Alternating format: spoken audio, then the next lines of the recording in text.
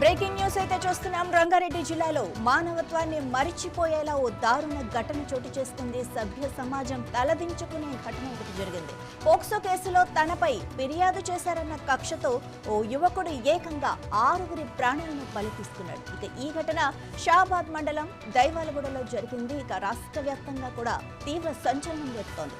నిందితుడు రాజ్ కుమార్ ముందుగా తన భార్య, 2 చిన్నారులను హత్య చేసి అనంతరం పోక్సో కేసు బాధితురాలి ఇంటికి వెళ్లి మరి ఆమె కుటుంబ సభ్యులపై దాడి చేసినట్లు పోలీసులు చెబుతున్నారు. ఇక బాధిత బాలిక ఎవరైతే ఉన్నారో తనని అపహరించి హత్య చేసినట్లుగా ప్రాథమిక దర్యాప్తులు అయితే వెల్లడైంది. ఇక ఇదే ఘటనపై సమాచారం అందుకున్న పోలీసులు వెంటనే కేసు నమోదు చేసి దర్యాప్తు కూడా చేపట్టారు.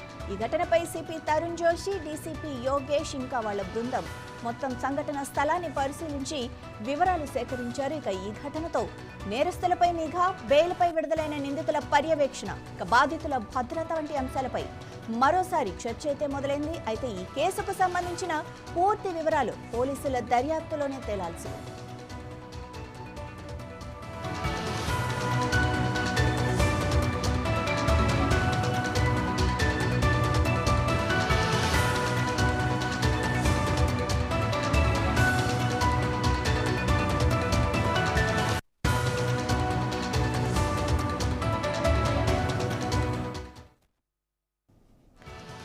సభ్య సమాజం తలదించుకునే ఘటన అయితే జరిగింది. ఇక షాబాద్ మండలం దైవాలగూడలో తన భార్య, 2 పిల్లలతో పాటు తనపైతే ఎవరైతే పోక్సో కేసు పెట్టారో వాళ్ళ ఫ్యామిలీని కూడా, బాధితురాల్ని అలాగే ఫ్యామిలీని కూడా అంతమొందించిన ఘటన అయితే జరిగింది. ఇక దీని గురించి దైవాలగూడ మండలం సర్పంచ్ ఉన్నారు మనతో మాట్లాడడానికి. ఆయన అడిగి మరిన్ని వివరాలు తెలుసుకుందాం. నమస్తే సార్. హలో, నమస్తే అండి. నమస్తే మేడం. జరిగిన ఈ ఘటన గురించి మీరు ఎలా స్పందిస్తున్నారు? అసలు ఎందుకు ఇలా జరిగింది? ఇంత తీవ్రమైన ఘటన జరగడానికి గల కారణాలు ఏంటి? ఇక కారణాలు మన తెలియదు. అయితే రాజ్ కుమార్ అంటే ఆయన అగ్రికల్చర్ వ్యవసాయం చేస్తుండే మాకు 1 గంటలకు పోలీసు వాళ్ళు ఇన్ఫర్మేషన్ ఇచ్చారు. ఇన్ఫర్మేషన్ ఇస్తే ఇక్కడ మీ ఊరి దగ్గర చెరువులో బాడీ ఉంది అని వస్తే అక్కడికి వచ్చినాము. అక్కడికి వచ్చే వరకన్నా రాజ్ కుమార్ ఏమైనా తీసుకొచ్చి చంపేసిండు అని చెప్పారు. అక్కడ పోయి చూస్తున్నాయని మళ్ళీ ఆ ఇంట్లో పక్కలు ఈడ కూడా 3 శవాలు పడినాయి, ఆయన భార్య, 2 పిల్లలు అని చెప్పారు. వీడికి వచ్చి చూసిన తర్వాత మళ్ళీ శవాలు కూడా 2 శవాలు ఉన్నాయి, ఆడ కూడా చంపేసి వచ్చిండు 6 మంది అని చెప్పి తెలిసింది మాకు. అప్పటికే పోలీసు బలగాలన్నీ వచ్చినాయి. ఆ శవాలను స్వాధీనం చేసుకొని వాళ్ళ దగ్గరికి పోకుండా బందోబస్తు చేసి సిపి వాళ్ళు వచ్చారు, డీసీపీ వాళ్ళందరూ వచ్చి వాళ్ళందరూ వాళ్ళ ప్రయత్నం వాళ్ళు చేశారు. రాజ్ కుమార్ అనేట ఆయన ఇప్పటి వరకు వాళ్ళు పోలీస్ డాగ్స్ వచ్చినాయి, అవన్నీ వచ్చినాయి, కానీ ఆయన ఆచూకీ ఇంకా దొరకలేదు. మీరు ఆ ఊరి సర్పంచ్ కదా, సో తన సైకాలజీ అంటే తన మైండ్ సెట్ ఎలా ఉండేది ఈ కాండ జరగక ముందు? తన మైండ్ సెట్ ఎలా ఉండేది? ఆ అబ్బాయి నిందితుడు ఎవరైతే ఉన్నాడో రాజ్ కుమార్, తను ఎలా ఉండేవాడు? అంటే ఊరి ప్రజలతో గానీ లేకపోతే ఫ్యామిలీతో గానీ ఎలా ఉండేవాడు? ఫ్యామిలీతో కూడా గొడవలు ఏం లేకుండా మేడం ఇంతకు ఉండేది. వాళ్ళకు ఏమైంది తెలియదు, కానీ ఫ్యామిలీ గొడవలు ఏం లేకుండా వాళ్ళ అమ్మ నాయన షాబాలు ఉంటారు. వాళ్ళ షాబాలో ఒక ఇల్లు ఉంటుంది. వాళ్ళ అమ్మ నాయన షాబాలో ఉంటారు, ఈయన ఇక్కడ ఉంటాడు. అయితే వాళ్ళ అమ్మ నాయన కూడా ఫోన్ చేసి అని చెప్పినట్టు, అందరినీ చంపేసినా నేను చచ్చిపోతున్నాను ఫోన్ చేసి చెప్తే వాళ్ళ అన్న కొడుకులకు ఆయన చేసిండు ఇట్లా ఇట్లా అని. వాళ్ళు వచ్చి ఇక్కడ చూస్తే ఇక్కడ కూడా ఎవరు కనవలేరు. ఇట్లా దేవులాడుతుంటే ఆ శవం కనవడంట. శవం కనబడితే వాళ్ళ పోలీసులకు ఇన్ఫర్మేషన్ ఇచ్చారు. వాళ్ళ అమ్మనైనా కూడా పోలీస్ స్టేషన్ లో పోయి రిపోర్ట్ చేశారంట మా కొడుకు ఇట్లా చేసిందని. ఇదే ఫస్ట్ టైమా? అంటే ఇలాంటి ఒక పోక్సో కేసు రాజ్ కుమార్ మీద నమోదు అవటం ఇదే ఫస్ట్ టైమా, లేకపోతే ఇంతకు ముందు కూడా ఇలాంటి చిన్న ఏమైనా గొడవలు, ఇష్యూస్ ఉన్నాయా? లేదు మేడం, ఇప్పటి వరకు మా దగ్గర ఇట్లాంటి కేసు ఎప్పుడు కూడా జరగలేదు. ఫస్ట్ టైం ఇదే. ఓకే, మీ ఊర్లోనే ఫస్ట్ టైమా? ఊర్లోనే first time madam. Okay okay. మరి ఈ కేసు తెలిసాక మీరు ఎలాంటి చర్యలు తీసుకున్నారు? మేము చర్యలు తీసుకున్నాము. పోలీసులు వచ్చారు, వాళ్ళు చేస్తారు, మేము కూడా అందరూ వాళ్ళు సహకరించారు. ఆయన గురించి అందరు గాలిస్తున్నారు. ఎక్కడ కూడా ఆయన ఆచూకీ ఇంకా దొరకలేదు.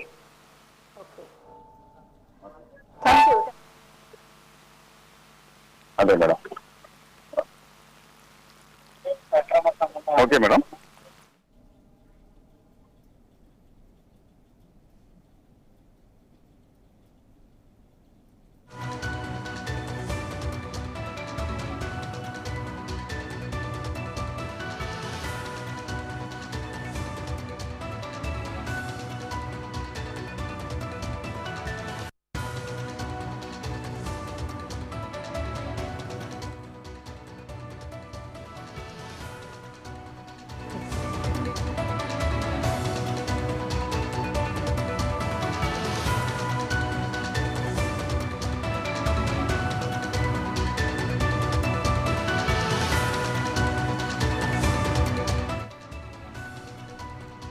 సభ్య సమాజం తలదించుకునే ఘటన అయితే ఉదయాన్నే చూడాల్సి వచ్చింది. 6గురి ప్రాణాలను ఒక వ్యక్తి బలి తీసుకున్నాడు. రాజ్ కుమార్ అనే వ్యక్తి ఎవరైతే తన మీద పోక్సో కేసు పెట్టారో ఆ అమ్మాయిని అలాగే ఆ అమ్మాయి ఫ్యామిలీని కూడా బలి తీసుకొని అట్ ద సేమ్ టైం తన ఫ్యామిలీ కూడా అంటే తన వైఫ్ ఇంకా చిల్డ్రన్స్ ని కూడా చంపేసిన ఘటన ఒకటి వెలుగులోకి వచ్చింది. షాబాద్ మండలం దైవాలగూడలో జరిగింది ఈ ఘటన. రాష్ట్ర వ్యాప్తంగా కూడా కలకలం రేపుతుంది. అర్ధరాత్రి తను ఆల్రెడీ పోక్సో కేసులో జైల్లో ఉన్నాడు. సో జైలు నుంచి బెయిల్ మీద రిలీజ్ అయిన వెంటనే తన ఊరికి వచ్చి తన మీద ఎవరైతే కేసు పెట్టారో ఆ బాలిక మీద కక్షతో ఆ బాలికని అలాగే ఆ బాలిక అమ్మ నాయనమ్మ ముగ్గురిని కూడా చంపేసి తర్వాత తన ఫ్యామిలీని కూడా తన వైఫ్ ఇంకా ఇద్దరు చిన్నపిల్లలని కూడా చూడకుండా వాళ్ళని కూడా చంపేసి నేను కూడా చనిపోతున్నాను అని ఇంట్లో వాళ్ళకైతే సమాచారం ఇచ్చాడు. మరి నిజంగా తను ఎక్కడైనా ఆత్మహత్య చేసుకున్నాడా లేకపోతే పరారీలో ఉన్నాడా అన్నది పోలీసుల దర్యాప్తులో తేలాల్సి ఉంది. ఇక ఇలాంటి ఒక 6గురిని చంపాడు అంటే తన మైండ్ సెట్ ఎలా ఉందో కూడా మనం అర్థం చేసుకోవచ్చు. అసలు నిందితుడు ముందుగా తన భార్య ఇద్దరు చిన్నారులను చంపిన తర్వాత ఈ పోక్సో కేసు బాధితురాలు ఇంటికి వెళ్ళి ఆమె కుటుంబ సభ్యులు కూడా దాడి చేశాడు. ఇక బాధిత బాలికనైతే అపహరించి అక్కడి నుంచి తీసుకెళ్లి హత్య చేసినట్లుగా కూడా ప్రాథమిక దర్యాప్తులు అయితే వెల్లడవుతోంది. మరి ఘటనపై అయితే సమాచారం అందుకున్న పోలీసులు వెంటనే కేసును అయితే నమోదు చేశారు. ఇక దర్యాప్తు అయితే జరుగుతోంది. మరి ఈ ఘటనపై సిపి తరుణ్ జోషి, డీసీపీ యోగేష్ గౌతమ్ ఇంకా వారి బృందం ఈ సంఘటన స్థలాన్ని పరిశీలించి వివరాలు కూడా సేకరిస్తున్నారు. డాగ్ స్క్వాడ్స్ కూడా వచ్చాయి. మరి ఈ ఘటనతో నేరస్తులపై నిఘా, బెయిల్పై విడుదలైన నిందితుల పర్యవేక్షణ, ఇక బాధితుల భద్రత వంటి అంశాలపై మరోసారి అయితే చర్చ మొదలైంది. అయితే ఈ కేసుకు సంబంధించిన పూర్తి వివరాలు పోలీసుల దర్యాప్తులోనే తేలాల్సి ఉంది. ఇక పోలీసులు, కోర్టులు, లాయర్స్ వీళ్ళంతా కూడా ఒకసారి ఆలోచించాలి.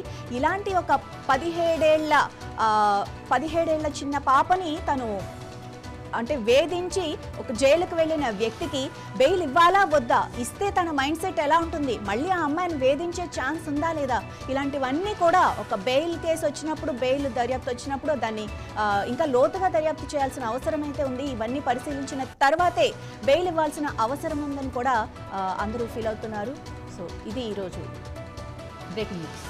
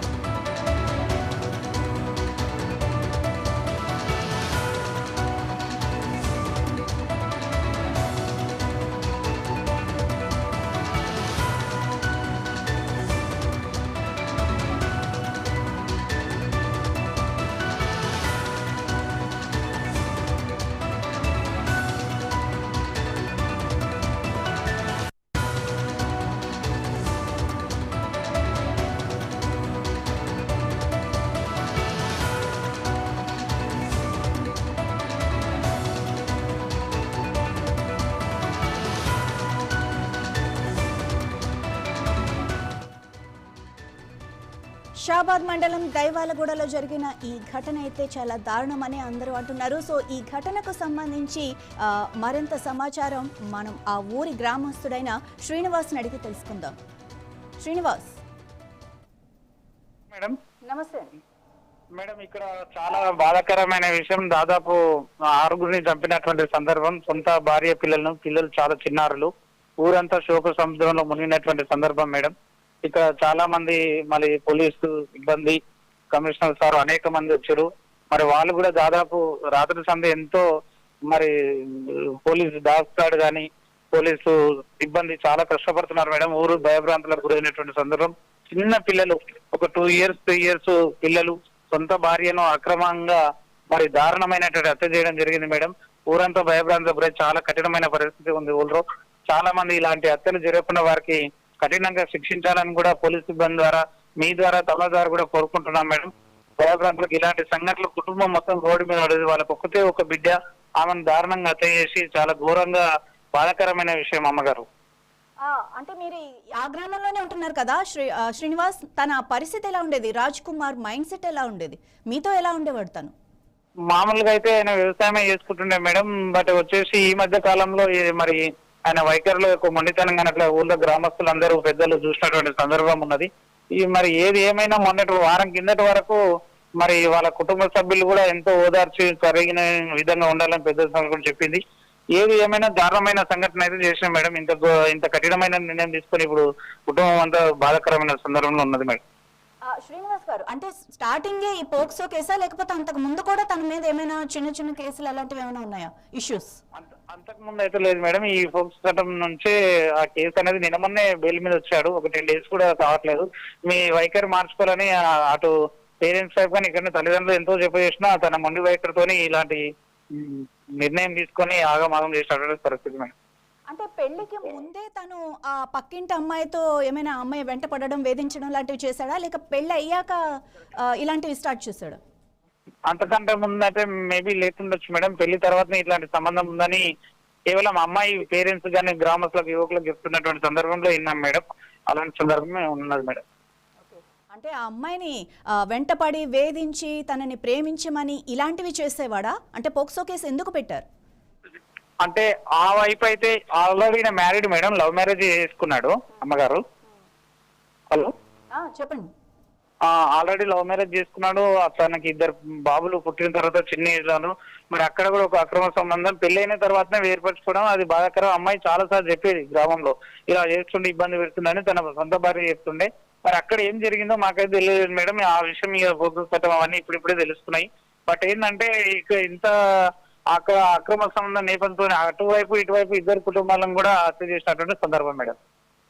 శ్రీనివాస్ గారు, అంటే తను బెయిల్ పైన బయటకు వచ్చాక మిమ్మల్ని ఏమైనా కలిసాడా? మిమ్మల్ని మీన్స్ ఊళ్ళో ఎవరైనా కలిసాడా? ఎవరు కలవలేదు మేడం. ఊళ్ళో కానీ ఎవరు కలవలేసిన సందర్భం లేదు. తన ఇంటికి తనకి ఉన్నట్టే ఉంటుండే. ఇంకా తన మనసులో ఎలాంటి దృశ్యం మనకు ఎలా తెలుస్తుంది మేడం. ఇప్పుడు ఇది అనేది ఎంత చీకట్లో జరిగింది కాబట్టి దాదాపు ఏ టైంలో చేసిండో మాకు 12:30 తర్వాత గ్రామస్తులందరూ తెలియడం జరిగింది. 12:30, 1కి అది పోలీసులు సార్ వచ్చి ఊళ్ళో తిరుగుతుంటే జరిగింది.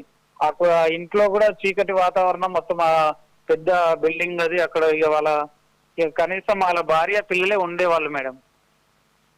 రైట్ శ్రీనివాస్ గారు, అంటే తను వ్యవసాయం చేసేవాడు అని చెప్పారు కదా, సో వ్యవసాయంలో ఏమైనా అప్పులు అలాంటివి ఏమైనా ఉన్నాయా, లేకపోతే తన వ్యవసాయం సవ్యంగానే సాగేదా?